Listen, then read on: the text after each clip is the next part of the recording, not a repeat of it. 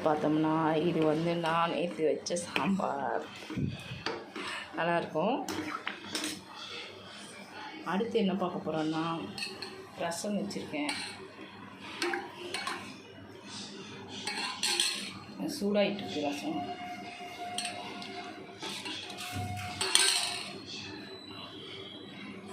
அடுத்து என்ன பார்க்க போகிறோன்னா இங்கே பொடி மாசு வச்சுருக்கேன்.